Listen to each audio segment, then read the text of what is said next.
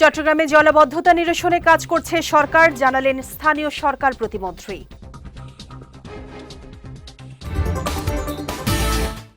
এবং চট্টগ্রামে পৃথক অভিযানে জাল নোট সহ গ্রেফতার ৩।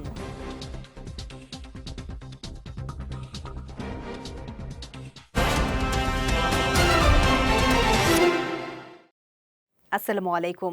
চট্টগ্রাম সংবাদে আমন্ত্রণ জানাচ্ছি আমি শেখ তাসফিয়া করিম। শুনছিলেন শিরোনাম, এবারে বিস্তারিত।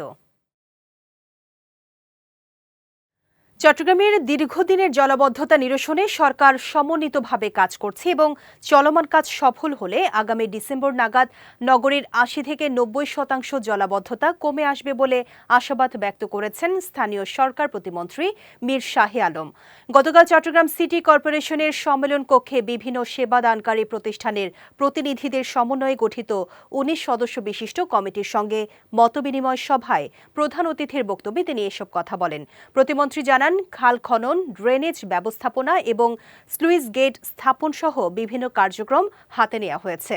চট্টগ্রাম সিটি কর্পোরেশনের মেয়র ডাক্তার শাহাদাত হোসেনের সভাপতিত্বে ভূমি ও পার্বত্য চট্টগ্রাম বিষয়ক প্রতিমন্ত্রী ব্যারিস্টার মীর মোহাম্মদ হেলাল উদ্দিন, নৌ পরিবহন প্রতিমন্ত্রী মোহাম্মদ রাজীব আহসান সহ অন্যান্যরা উপস্থিত ছিলেন। এ সময় মেয়র ডাক্তার শাহাদাত হোসেন বলেন, ক্লিন, গ্রিন ও স্মার্ট সিটি হিসেবে গড়ে তুলতে সব সংশ্লিষ্ট সংস্থাগুলো একযোগে কাজ করলে নগরবাসীরা বড় ধরনের স্বস্তি পাবেন। চট্টগ্রামে পৃথক স্থানে অভিযান চালিয়ে ১,১৩,৬০০ টাকার জাল নোট সহ ৩ জনকে গ্রেফতার করেছে র্যাব।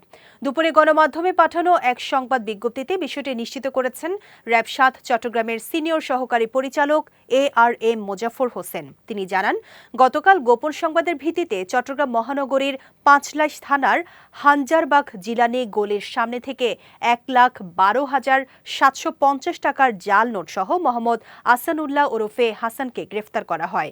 অন্যদিকে চট্টগ্রাম জেলার হাটহাজারী থানার আলীপুর আব্বাসিয়াপুর মোস্তফা হোটেলের সামনে থেকে জাহিদুল ইসলাম ওরফে আসিফ এবং হাসানুর রাহিকে গ্রেফতার করা হয়। পরে তল্লাশি চালিয়ে তাদের কাছ থেকে ৮৫০ টাকার জাল নোট জব্দ করা হয়।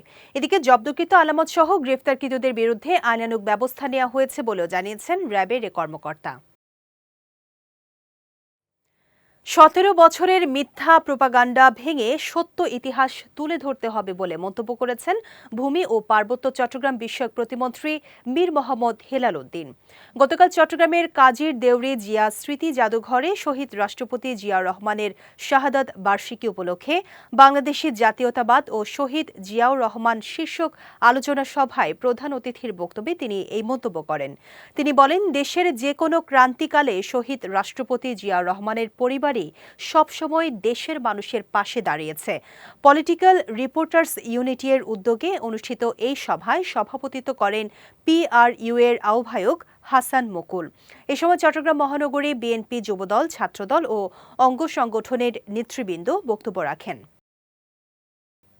চট্টগ্রামে বাস মিনিবাস শ্রমিক ইউনিয়নের ত্রিবার্ষিক সাধারণ সভা অনুষ্ঠিত হয়েছে।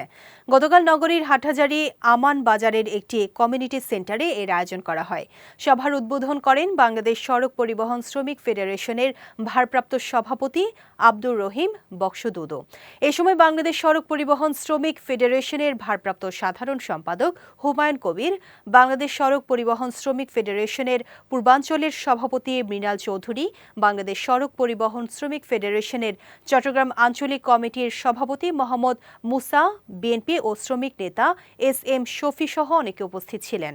সভায় আগামী ৩ মাসের মধ্যে নির্বাচন আয়োজনের জন্য আব্দুল্লাহ আল মামুনকে আহ্বায়ক এবং রাঙ্গামাটি জেলা সড়ক পরিবহন চালক সমবায় সমিতির সভাপতি ও চট্টগ্রাম ৩ পার্বত্য জেলা বাস মিনিবাস শ্রমিক ইউনিয়নের সাবেক সাংগঠনিক সম্পাদক SM শফিকে সদস্য করে ৫ সদস্য বিশিষ্ট নির্বাচন পরিচালনা কমিটি গঠন করা হয়।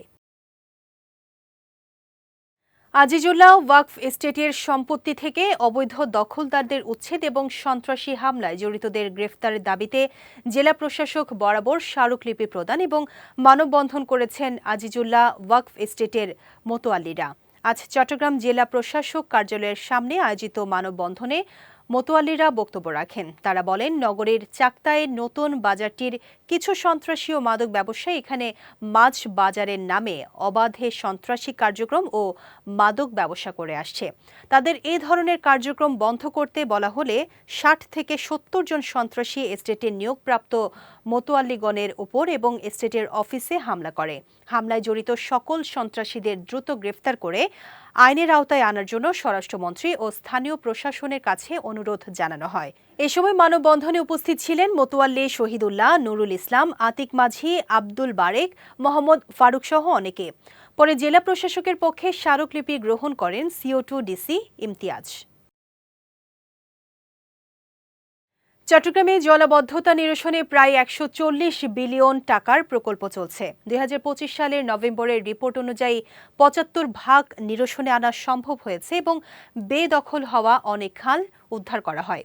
গতকাল নগরীর চট্টগ্রাম সার্কিট হাউসে organization for disaster management society ODMS এর উদ্যোগে climate change and disaster resilience বিষয়ক আলোচনা সভায় বক্তারা এসব কথা জানান।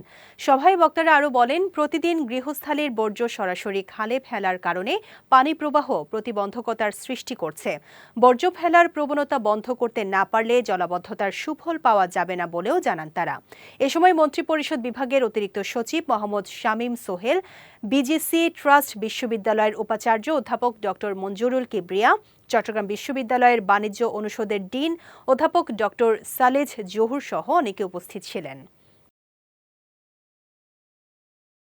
শুধু সার্টিফিকেট অর্জন নয়, কর্মমুখী শিক্ষার মাধ্যমে জাতিকে উন্নতির শিখরে নিয়ে যেতে হবে বলে মন্তব্য করেছেন মাধ্যমিক উচ্চ মাধ্যমিক শিক্ষা বোর্ড চট্টগ্রামের চেয়ারম্যান অধ্যাপক আব্দুল্লাহ আল মামুন চৌধুরী।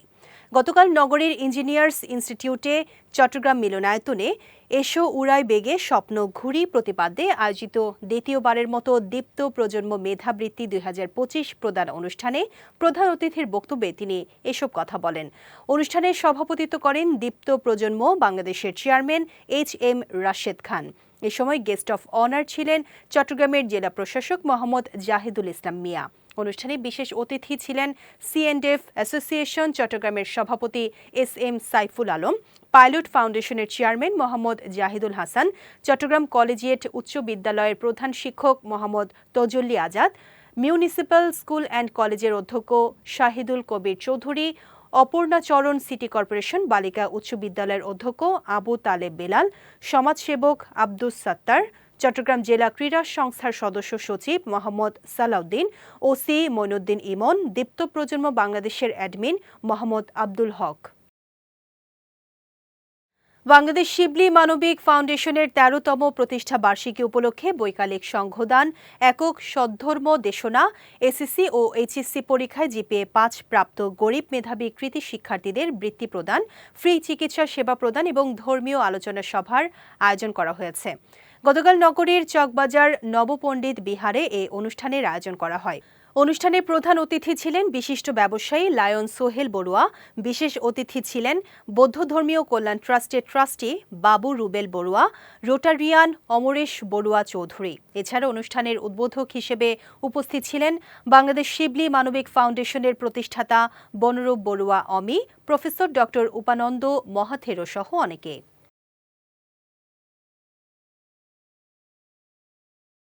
চট্টগ্রামের ফ্যাশন ও বিনোদন অঙ্গনে নতুন দিগন্তের সূচনা করতে আনুষ্ঠানিকভাবে যাত্রা শুরু করল চট্টগ্রাম ফ্যাশন ভ্যানগার্ড অ্যাওয়ার্ড।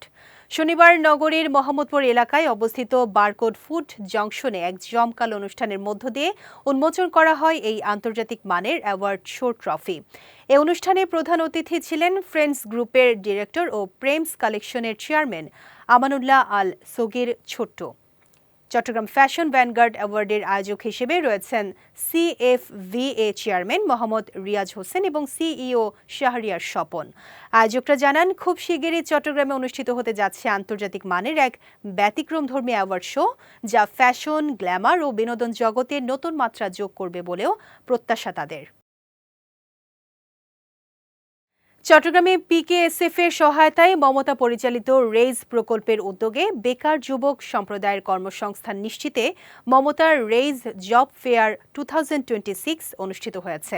সকালে নগরীর হালি শহরের মমতা অডিটোরিয়ামে এর আয়োজন করা হয়। মমতার প্রধান নির্বাহী ২১ পদকপ্রাপ্ত রফিক আহমেদের সভাপতিত্বে অনুষ্ঠানে প্রধান অতিথি ছিলেন বিভাগীয় সমাজসেবা কার্যালয়ের পরিচালক মোহাম্মদ শহীদুল ইসলাম। বিশেষ অতিথি ছিলেন পিকেএসএফ এর উপপ্রকল্প সমন্বয়কারী এস.এম. খালেদ মাহফুজ, সমাজসেবা অফিসার মোহাম্মদ আলমগীর। প্রধান অতিথি সহ বক্তারা জব ফেয়ারের বিভিন্ন স্টল পরিদর্শন, সিভি জমাদান কার্যক্রম সহ অন্যান্য কার্যক্রম পরিদর্শন করেন। প্রধান অতিথির বক্তব্যে বিভাগীয় সমাজসেবা কার্যালয়ের পরিচালক মোহাম্মদ শহীদুল ইসলাম বলেন, বেকার যুবকদের কর্মসংস্থান বা তাদের জব প্লেসমেন্টের উদ্যোগ সত্যিকার অর্থে প্রশংসনীয়। বৃহত্তর নোয়াখালী পেশাজীবী সমিতি ও চট্টগ্রাম অভিভাবক ফোরামের সঙ্গে ইবনে সিনা ট্রাস্টের সমঝোতা চুক্তি স্বাক্ষরিত হয়েছে। গতকাল ইবনে সিনা চট্টগ্রাম শাখার কনফারেন্স হল রুমে এর আয়োজন করা হয়। অনুষ্ঠানে বৃহত্তর নোয়াখালী পেশাজীবী সমিতির পক্ষে স্বাক্ষর করেন প্রফেসর ডক্টর মোহাম্মদ শাহাবুদ্দিন, চট্টগ্রাম অভিভাবক ফোরামের পক্ষে সভাপতি মুর্তুজা কামাল মুন্সি এবং ইবনে সিনা ট্রাস্টের পক্ষে সিনিয়র এজিএম মোহাম্মদ আশরাফুল ইসলাম। অনুষ্ঠান সঞ্চালনা ও মূল বক্তব্য দেন বিশিষ্ট সমাজসেবক ও ক্রীড়া ব্যক্তিত্ব ওহিদুন্নবী চৌধুরী বাবু। এ সময় মোহাম্মদ জাবেদ হোসেন, রেজাউল করিম সোহেল, নূর নবী মিয়া সহ সমাজ, শিক্ষা ও ব্যবসায়িক ক্ষেত্রে নামকরা ব্যক্তিত্বরা উপস্থিত ছিলেন। চট্টগ্রামের সন্দ্বীপে ঐতিহ্যবাহী মুসাপুর বদিউজ্জামান উচ্চ বিদ্যালয়ের প্রাক্তন ছাত্র পরিষদের বার্ষিক সাধারণ সভা ও নতুন কমিটি গঠন অনুষ্ঠিত হয়েছে। গতকাল নগরীর মাতৃভূমি কমিউনিটি সেন্টারে আয়োজিত এই অনুষ্ঠানে অনলাইনে উদ্বোধনী বক্তব্য রাখেন প্রাক্তন ছাত্র পরিষদের আহ্বায়ক রাজিবুল আহসান সুমন। পরে তিনি সভাপতির দায়িত্ব দেন যুগ্ম আহ্বায়ক অধ্যাপক শামসুল কবির শামীমের কাছে। এ সময় সাধারণ সভায় সংগঠনের সাংগঠনিক প্রতিবেদন উপস্থাপন করেন সদস্য সচিব ফুরকান উদ্দিন রিজভী। সভা শেষে অধ্যাপক খালেদ মাহমুদকে সভাপতি ও ফুরকান উদ্দিন রিজভীকে সাধারণ সম্পাদক করে আগামী ৩ বছরের জন্য কমিটি গঠন করা হয়। চট্টগ্রাম সংবাদ শেষ করার আগে শিরোনামগুলো দেখে নিচ্ছি আরও একবার।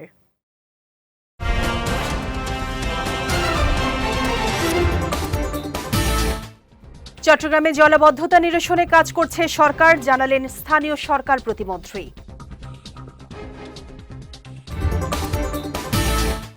এবং চট্টগ্রামে পৃথক অভিযানে জাল নোট সহ গ্রেফতার ৩।